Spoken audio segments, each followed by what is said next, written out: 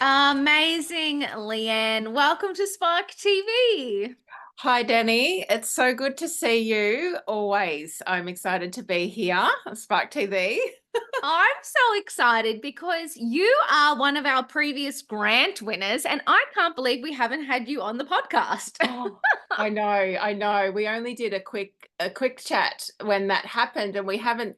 It was about like 8 months ago now, and we haven't had a chance to have our interview. So I'm so happy to finally be here, and it's probably a good time now because it's been just a whirlwind. Oh, Brain's been mash. I know it's so this will be coming out in February, but we are recording this like first week back, just had the Yes, holiday, trying yes. to regroup, get back, get our legs back under the desk. Yes. Well, yes, but it Mhm. feels good. Feel Yeah. refreshed. Yeah. Absolutely. Let's start out just by telling everyone who you are and what you do. I am Leanne Savage, the founder of Acala Stem. And Acala Stem is an ethical luxury brand championing Lotus Silk. Lotus Silk is a sustainable textile handmade from the microfibers from inside a lotus stem. It's the most sustainable textile in the world. We've expanded into skincare and Blue Lotus face oil has been a little accidental product that I started to fund the business because Lotus Silk is, between 220 and $350 a meter. And little old me needs some financial backing for that. So I had to launch some other products to assist that. And look, yeah, the skincare is now expanding, and I never knew Acala Stem was going to go into skincare, and that's now keeping me busy. So yeah, this is my fifth year for the brand, which I feel like I feel like we haven't even launched yet because I haven't had the launch party. It hasn't been anything official. We started in COVID.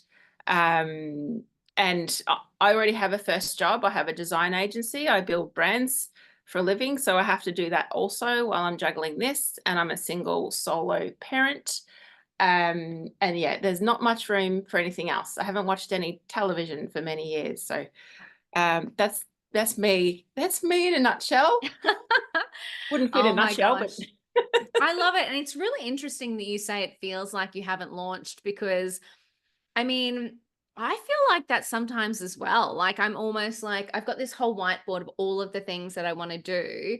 And I'm like, that's when I'll be like ready and feel like it's all of the things. But it's like time passes just, and there's just the next thing to do, the next thing to do, the next, oh, more orders to get out, more this to do, more that to do.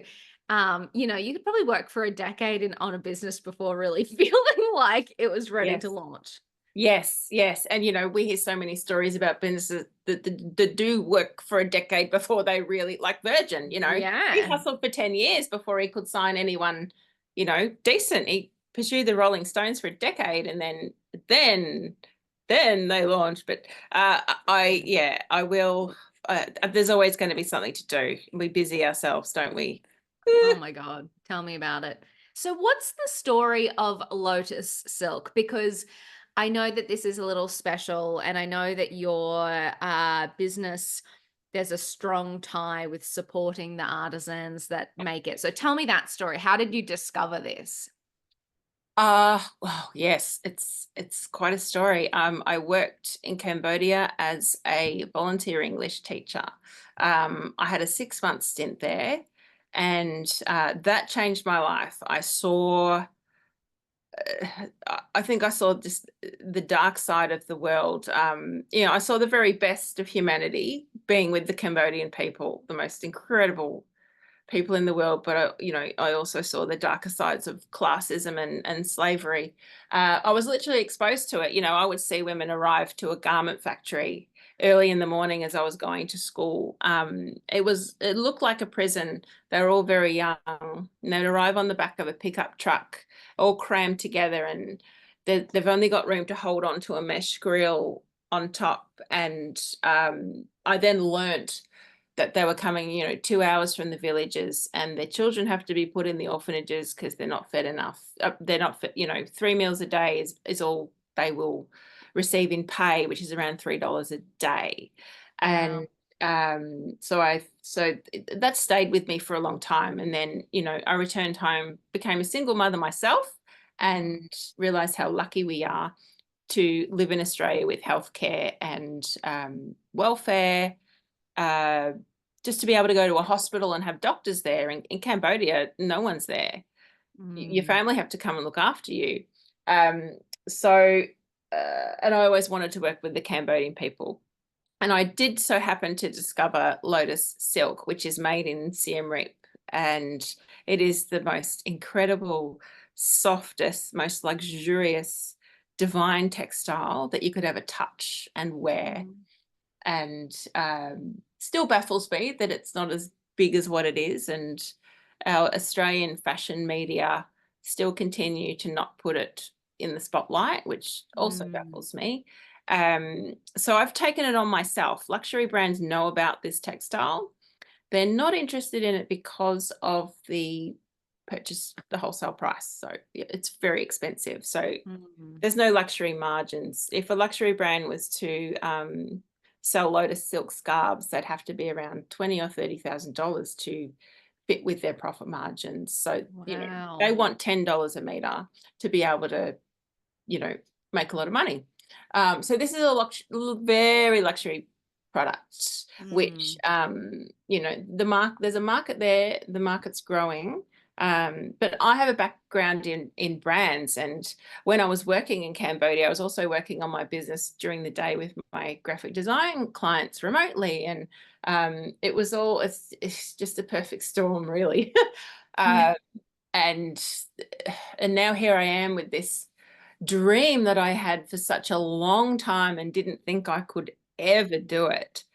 To even just to launch it, and then uh, to do something you think you can't do is pretty amazing. So that's why I think these next steps, these big goals that I have coming up in the next year or two, feel like I can do it because of what I've already done so far. And, it's finally hitting my subconscious. It's finally, the self-doubt is finally subsiding because of what I've been able to prove to myself. And I think everyone around me is a bit baffled as well. I think everyone's like, oh, I didn't think you'd, but, people say to me, oh, you still, this business is still going, is it?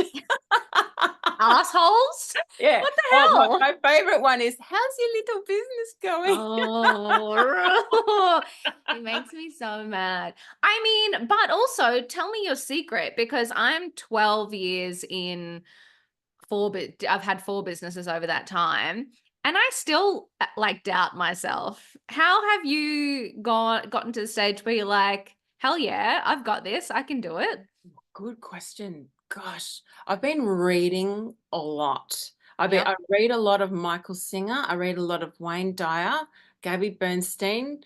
Mm, I get yep. all their help, and I think it's on repeat. So I'll listen to a podcast for an hour a day, and then I'll spend another hour at night reading. And this is over 2 or 3 years doing that solidly. Mm-hmm. And that, I think, repetition, because that's how the self-doubt got in there in the first place, was from repetition, Yes. from the messages, we got from childhood and, well-meaning adults. And um, so I think repetition, but the self-doubt's still there, but I just recognize it now as self-doubt, and don't let fear, because fear gets me. I have these moments where I'm driving along thinking, you're not going to be able to do this, Leanne. You're not going to be able to buy your own home with cash. You're dreaming. You're absolutely dreaming. But now I can recognize that just as Yep. that voice, and just do it anyway. Yeah. And I found a really good mentor. I'm in a mentorship now to take this, because Acala Stem's an online store, and we're taking it offline. So we're rolling out into retail, which Oh is, my God. it's super Wow. exciting. And I'm doing it step by step, because I don't know how to do this. It's not my skill set. I don't know anything about that. And I've learned so much, and that's about to, pretty much from February onwards, those steps Those Wow. steps are happening, and that scares the bejesus out of me, which is why I think, okay, I'm on the right path, because it's so scary. And the thing I'm scared of is the success. Like, what's with that? I'm not scared of failure. Failure is quite comfortable. It's what happens, you know. Isn't that wild? I'm scared of like Yeah. comfort zone, like just being little is just, you're so comfortable. And I see it when I talk to other people, that they just want to stay little. Let's just stay Yeah. little. But so I'm taking on this beast, which is success. Like, am I allowed? Do I deserve it? All these, like, am I allowed? Can I do this? Like the guilt, or there's, oh, don't know where that comes. It's just, I'm battling all these, they're all there. And that is what's stopping me. It is only me, because I've got these killer products, Hmm. but I'm the gatekeeper of this brand and these products, and I'm the only one standing in the way, not anyone else. And that's what I'm taking on. I think that's the secret, to just recognize the barriers and go through them anyway. It's quite exciting. I It's love that you just said that you are the only one standing in the way. I think that that's just like it for everyone, right? Like you can blame not having enough money, not having the right circumstances, not knowing how to do something. But when you think about it, like all of the any problem in front of you pretty much can be solved.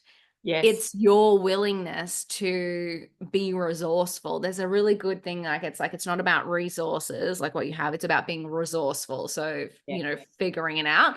How many stories of successful people were like, I started with $50, whatever it is.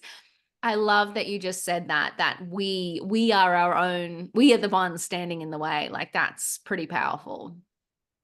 Yeah, I know it's me, and it frustrates me, and I'm just reading all I can. Mm. There's so much out there to to learn. Everyone's done this. Money is definitely not a barrier, and I get upset when I hear, the big entrepreneurs out there that have made it, tell people starting out that you're not going to make it if you don't have any money. So I'm determined to prove that wrong. Yeah, I love that. Because it's like you said, it's resourceful, not resources. There's people with so much money backing them, and they don't make it. So, and they're not Oh, a hungry. thousand percent. Yeah, a Yeah. thousand percent. There is like some wild statistic about, the people that do made it are so self-made, and the ones who grow up with like trust funds and kind of everything handed to them are the ones that don't, because you're right. It is that hunger, that Mm. desire to actually accomplish something versus being born kind of almost pseudo having accomplished something already. Yes, they don't need it. There's no reason. There's nothing really driving them. It's not a must. It's Mm. not a must. It's just an option. Whether Yeah, that's incredible.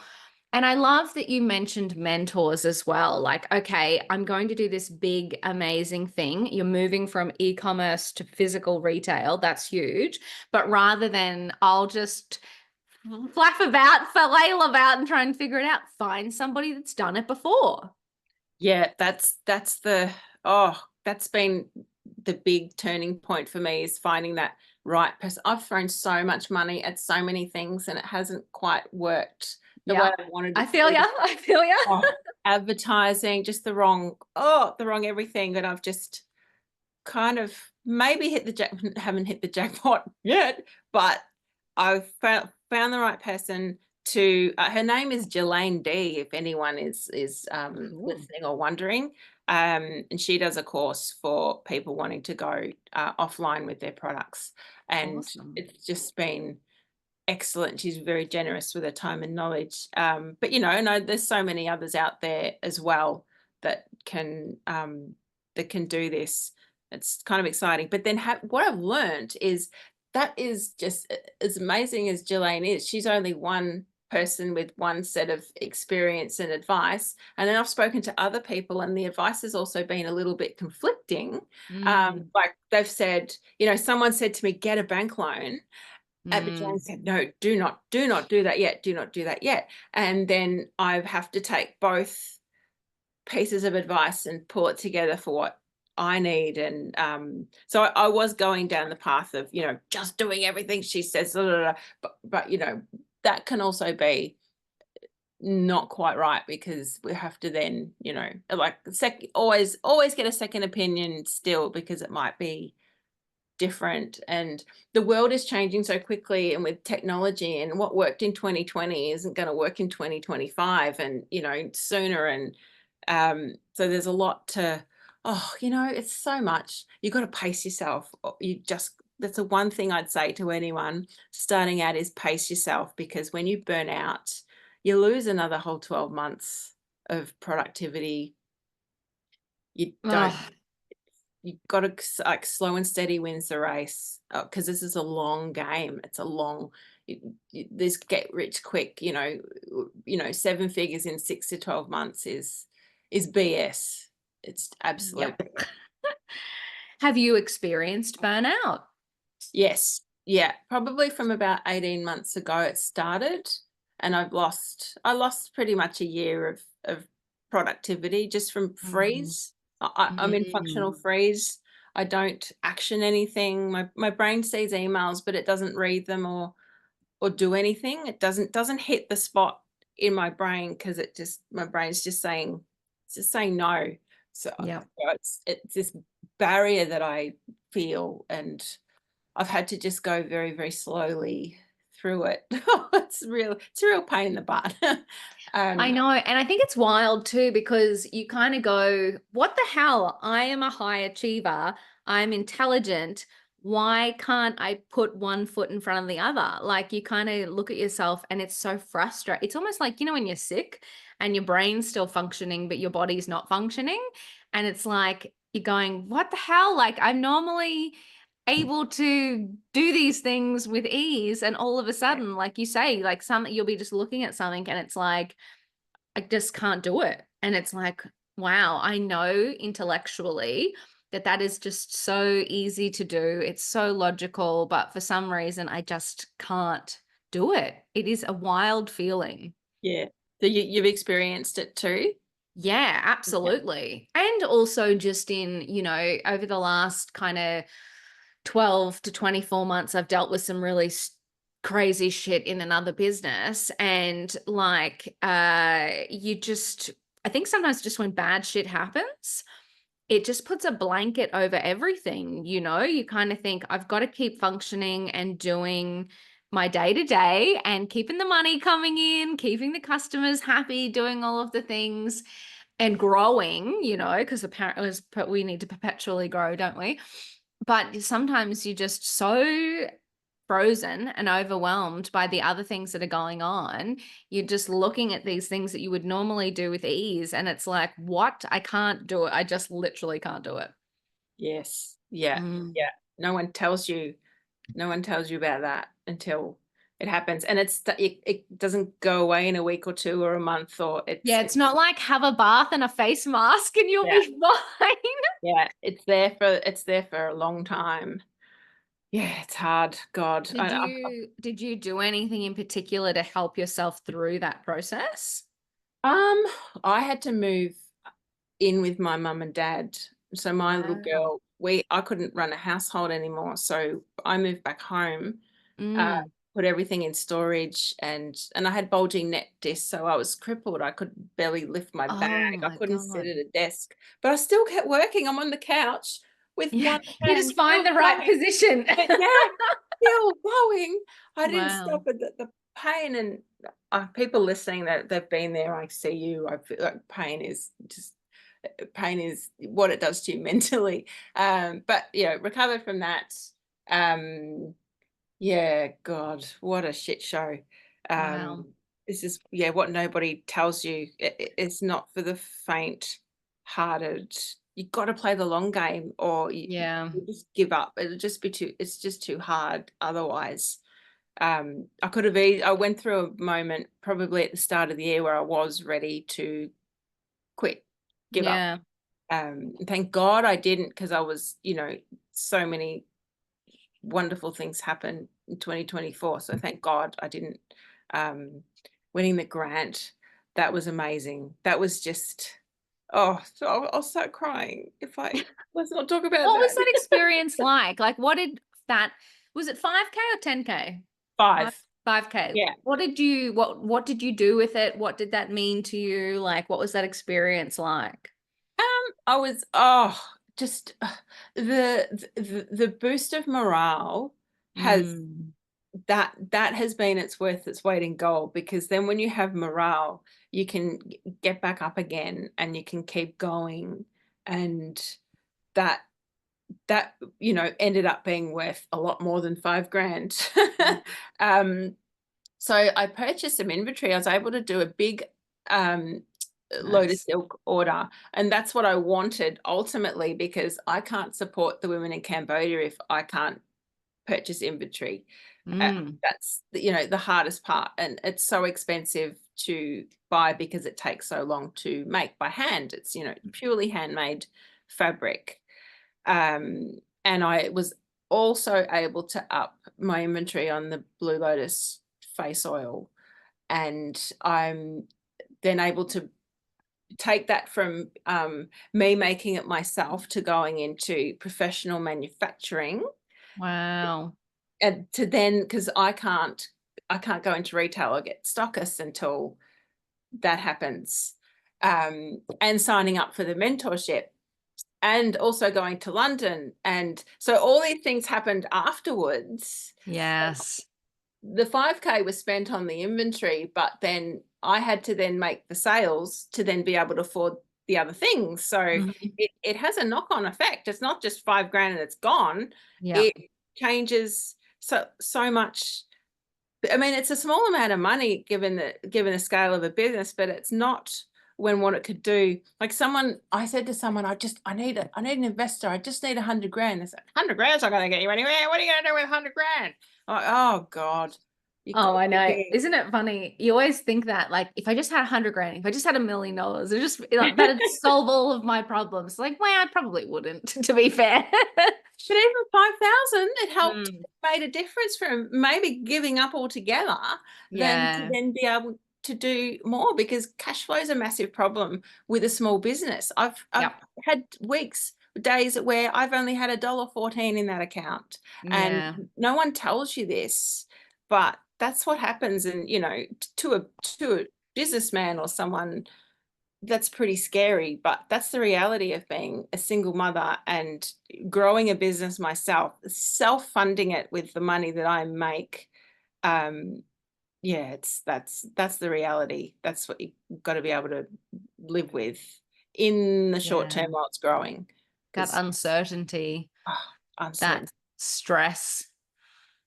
It's Yeah, really interesting that you talk about that morale boost. I know I just spoke to another grant recipient, and that was something she said as well. She's like, no one could see the vision, no one could. So no, like they're a physical product as well, but they're like a medical device. So they need to go through certain stages and prototyping and different things. And she's like, we just couldn't get to that next stage because people needed to see it, but we couldn't prototype it because we didn't have any money. And it's just like we were just stuck in this loop. And she's like, the grant is the thing that leapfrogs us to there, which then leapfrogs us to there, to there, to there, to there. And just like, the fact that just somebody got it and believed in it and funded it, like, was just so powerful. And it's something that I hadn't really thought about. I just thought, money solves some level of problems, but it is that knock-on effect. It is that, oh fuck, I can do this, and that's going to get me to the next stage, which is going to get me to the next stage and the next stage.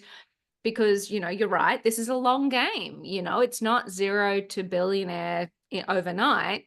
It is 0 to point 1 yeah, and then to point 2 and then to point 3 and then to 1, like it's yeah. a long game.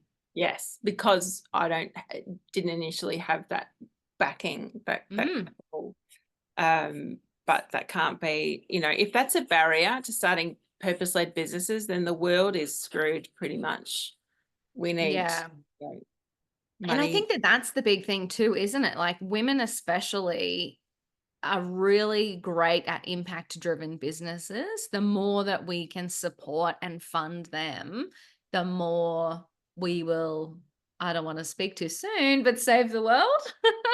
Yeah, we need those. We need those businesses. Yeah. And if only the algorithm favored impact businesses with tiny budgets, like Yeah. the impact that they could make, but they don't. Yeah. I don't even do online advertising, because if you don't have a massive budget, you're just really flushing money down the drain as far as a return goes.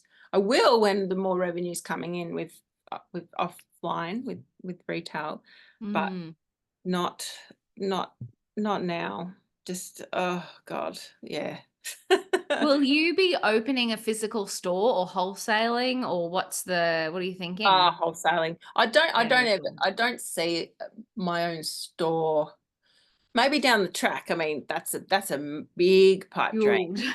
That would Yeah. be amazing. But I do pop-ups, I do Mhm. markets. I love doing that. I did a festival on the weekend down in Torquay. That was amazing. Oh, cool. That was great because I love talking to the customers, and I Mm. get to experience them. So I only do the skincare. I only do the Lotus Silk cleansing cloths and the face oil at markets. I can't sell the other products at Yeah. markets. Um, Yeah, but I'd love a store, but, yeah, wholesaling, and there's massive, huge, huge opportunity in the US and the Middle East and Singapore, Mm. Oh, yeah. all over the world, Scandinavia. It's very exciting, and they're the things that scare me, which is so, so cool. That is incredible. I love it. I love it. Oh, I could talk to you all day, but let's wrap. So, reflecting on your time in business, what would be one last piece of advice that you would give to another woman on her business journey? Oh, just you can do it. Block out the noise. Don't listen to the naysayers, because they haven't it's mostly people that haven't done what you're trying to do. Only talk to those who have done what you're trying to do and want to help you, and surround yourself with the right people, because the wrong people can make or break your dreams. And yeah, don't worry about not having enough money, because you'll you'll get there, and I'm proving that. I'm proving that. Yeah, just block out the noise, and slow and steady wins the race. Don't go too hard. You don't have to work till 2 a.m. You don't have to start working at 5. If you're working like that, it's not sustainable. And then you'll end up your brain won't work for a year, and that's really annoying. Yeah. Mm.